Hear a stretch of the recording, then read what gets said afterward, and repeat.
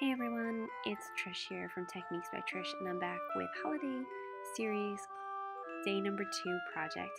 Today I'm working with this Concord 9 Flourishes stamp set, and I'm also using a variety of Lawn Fawn inks to create my card for today. I'm using my Misty tool today because I was doing a lot of double stamping, so I wanted to be sure that I had everything lined up exactly where it needs to be so I didn't shift my paper at all. So I'm starting out with some Lawn Fawn freshly cut green grass, and I'm stamping the largest stamp from the Flourishes stamp set, which is these leaves and branches. I'm then going in with the largest flower stamp, and I'm stamping that with the lobster ink from Lawn Fawn, and I'll use this stamp on a various different places on my card front, and I'm using the same color combos. I'm using lobster ink for the largest image, and then I'm going in with cranberry ink from Lawn Fawn for this smaller image.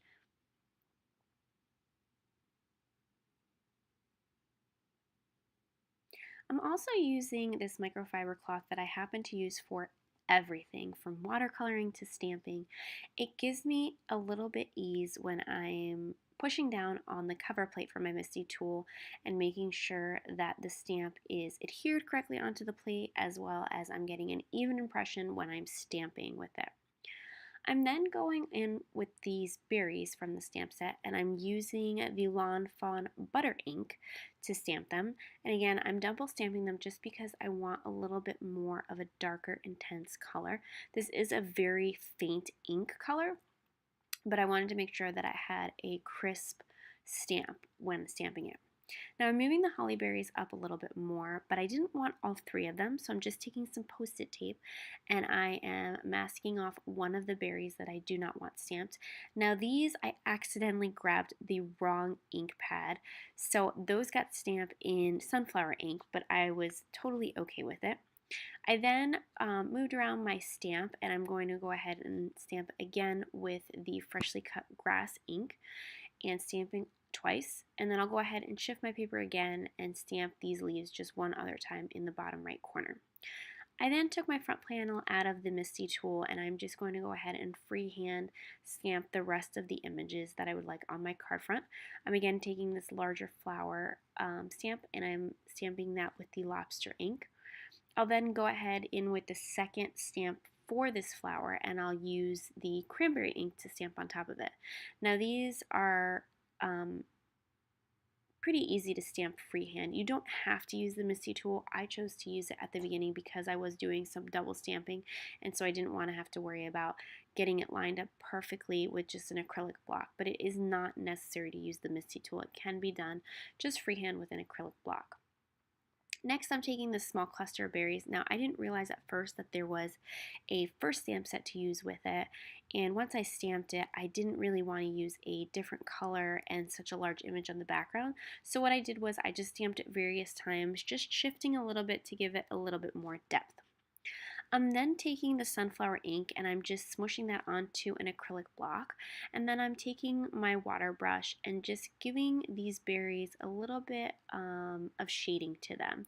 Nothing fancy, and again I'm just using a watercolor brush to do this. I am not using watercolor paper. I'm actually using some Nina 80-pound solar white cardstock, but I'm not using a ton of water for this. I'm just using the slightest bit to pick it up and to give it more of a blended look, and that's why I'm using the water brush. Once I've done all of the berries and adding some shading, I actually realized that I missed one of the stamps for the floral part of it.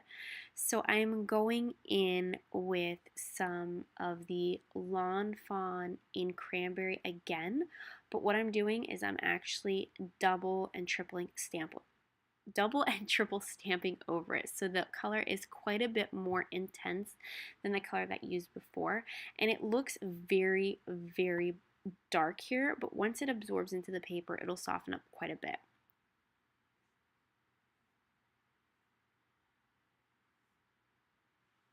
Once I've gone ahead and done that, I'm actually taking the Lawn Fawn Noble Fur ink, and I'm going to go ahead and just smush that onto an acrylic block. But before I do that, I'm actually going to take the other portion of the leaves, the little stem portions, and I'm going to go ahead and stamp that on all the leaves. I'll then take this ink and I'll smush it onto a block just like I did with the sunflower ink, and I'll pick it up with my water brush and just add a little bit more shading onto the stems of all of the flowers. You'll see here that once I add that darker green color and just to select portions of the branches, it just adds a little bit more interest and it brings the branches a little bit more to life. Again, I'm not adding a ton of the color, just little bits and pieces in different spots. And then taking some gold glitter cardstock and also some fun foam and some stick adhesive, and I'm applying some stick adhesive onto the fun foam, and then I'm also going to apply some stick adhesive onto this glitter cardstock. Once I've done that, I'm going to go ahead and die cut the Joy die from Fawn, the Scripty Joy die, and die cut that through my Cuttlebug, and then I'm going to go ahead and adhere the glitter cardstock onto the fun foam. I've put my die cut aside, and what I'm going to do next is use the Fawn Stitched Rectangles dies. These dies sit on my desk. I use them on just about every project. If there was a die set that I could recommend, it would be these rectangle dies. So I'm just die cutting my front panel from them just to give the edges that little bit of stitched feel and just to finish it off.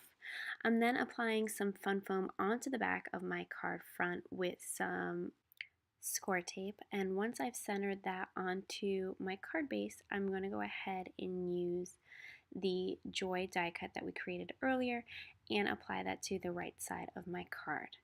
And lastly, this wouldn't quite be a holiday card with a little bit more sparkle, so I'm taking my Wink of Stella brush glitter pen in the clear and applying that completely over all of the red flowers. And that is going to complete my card for today. I hope you guys enjoyed it. I will be back soon with day number 3 of the holiday card series.